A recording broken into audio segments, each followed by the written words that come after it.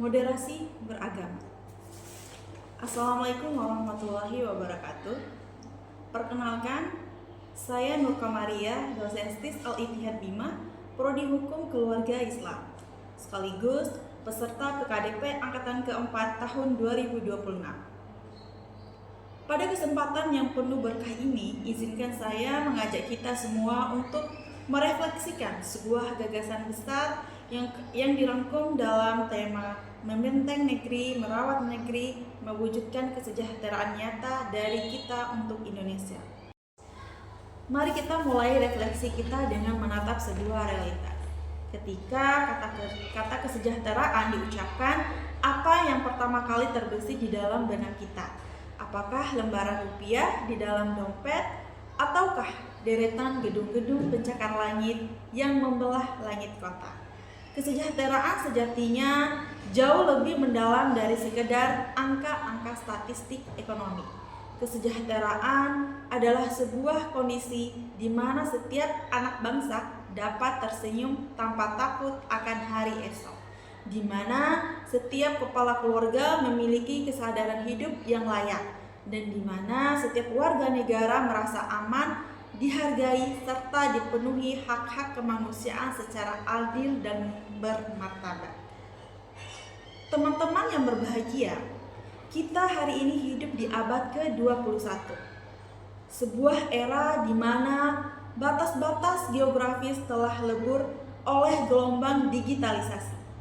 Anak-anak kita, para remaja yang saat ini tumbuh besar bersama algoritma adalah generasi digital natif. Hanya dengan satu sentuhan di atas layar gawai, mereka dapat melompat dari satu pemikiran ke pemikiran lain, mengakses jutaan informasi termasuk tafsir-tafsir keagamaan dari berbagai belahan dunia.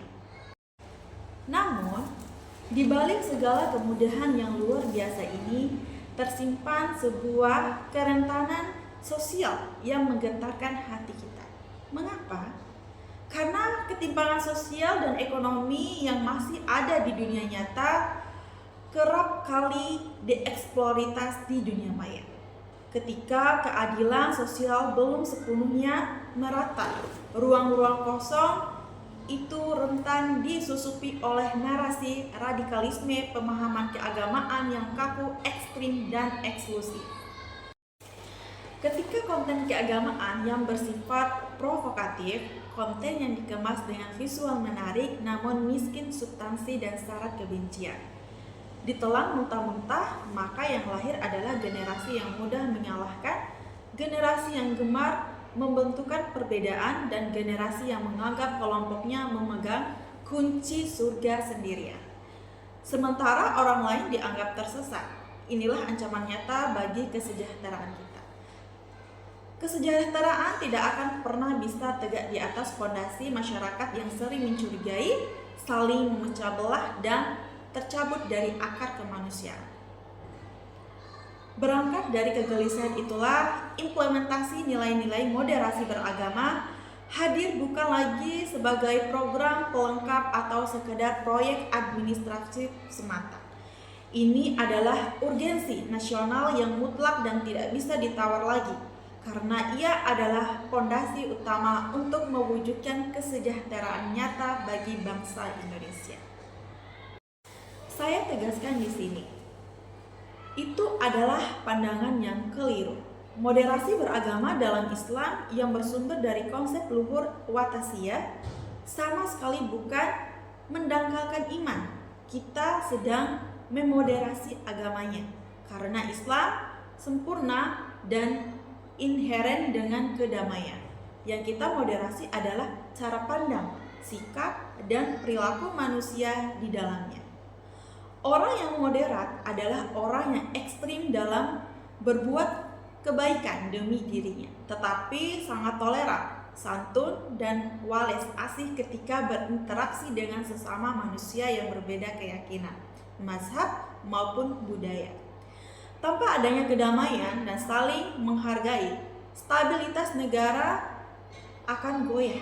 Dan jika stabilitas goyah, maka kesejahteraan ekonomi dan sosial yang kita cita-citakan bersama hanyalah akan menjadi utopia yang tak terjangkau.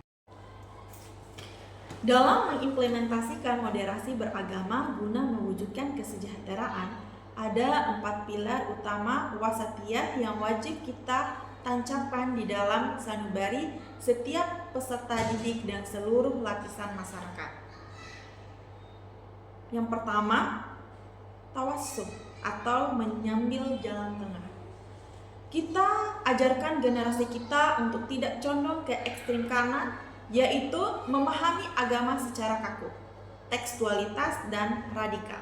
Namun, kita juga menjaga mereka agar tidak jauh ke ekstrem kiri, yaitu meremehkan teks agama liberal dan mengabaikan nilai-nilai moralitas. Jalan tengah adalah jalan keselamatan dan jalan keseimbangan. Yang kedua, tasamuh atau toleransi. Ini bukan sekedar membiarkan orang lain berbeda, melainkan menghargai eksistensi mereka dengan tulus, menghormati perbedaan mazhab di internal umat Islam, dan menghormati keyakinan umat agama lain tanpa harus mengorbankan akidah kita sendiri. Toleransi melahirkan ruang sosialisasi yang aman bagi semua orang untuk berkarya. Yang ketiga, tawasun, berkeseimbangan. Keseimbangan yang utuh antara pemenuhan kebutuhan dunia dan bekal akhirat. Keseimbangan antara penggunaan akal pikiran dengan bimbingan wahyu, serta keseimbangan antara menuntut hak dan menunaikan kewajiban moral sebagai warga negara. Keempat, iktidal, tegak lurus dan adil. Menanamkan karakter untuk selalu menempatkan sesuatu pada tempatnya. Berani membela kebenaran dan memperlakukan setiap manusia secara adil tanpa memandang latar belakang, suku, ras, status sosial maupun agamanya. Keadilan adalah kembaran kandung dari kesejahteraan. Pertanyaan besarnya adalah, bagaimana kita membumikan nilai-nilai yang indah ini untuk mewujudkan kesejahteraan nyata? Kesejahteraan tidak akan pernah bisa dijatuhkan dari langit secara cuma-cuma. Ia adalah sebuah menara peradaban yang harus kita bangun bersama lewat semangat gotong royong dari kita, oleh kita, dan untuk Indonesia.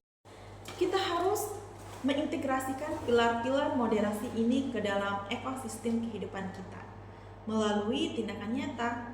Di sekolah, para guru merekonstruksi materi ajar dari yang murni hafalan teks menjadi kontekstual.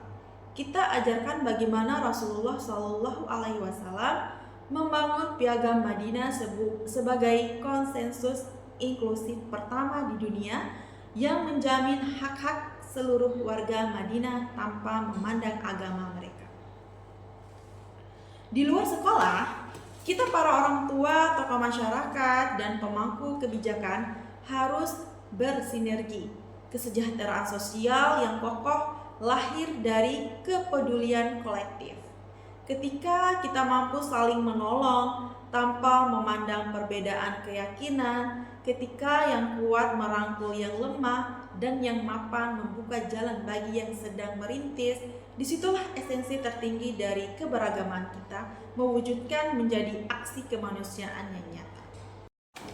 Teman-teman yang berbahagia, sebagai penutup, saya ingin mengetuk hati sanubari kita semua. Dunia pendidikan bukanlah sebuah pabrik yang mencetak robot-robot menghafal teks belaka. Sekolah adalah tempat kita menyamai peradaban, dan nilai-nilai spiritual keagamaan adalah jantung dari pembentukan moralitas generasi penerus bangsa ini. Ingatlah, merawat moderasi beragama sama artinya dengan kita sedang berinvestasi demi masa depan, kedamaian dan keselamatan Negara Kesatuan Republik Indonesia. Ketika kita berhasil menanamkan benih-benih tawassuh, tasamuh, tawazun, dan iktidal di dalam dada para remaja kita hari ini, kita sedang memastikan bahwa 10, 20, atau 30 tahun yang akan datang, datang, saat mereka memegang tongkat estafet kepemimpinan di negeri ini, Indonesia akan tetap berdiri dengan kokoh, damai, sejahtera, dan abadi dalam bingkai Bhinneka Tunggal Ika. Mari kita bergandeng tangan, rapatkan barisan, jadikan rumah kita, sekolah kita, dan lingkungan kita sebagai laboratorium toleransi yang sejati. Bersama, mari kita bentengkan generasi kita, bersama kita rawat negeri tercinta ini. Sekian dari saya. Wassalamualaikum warahmatullahi wabarakatuh.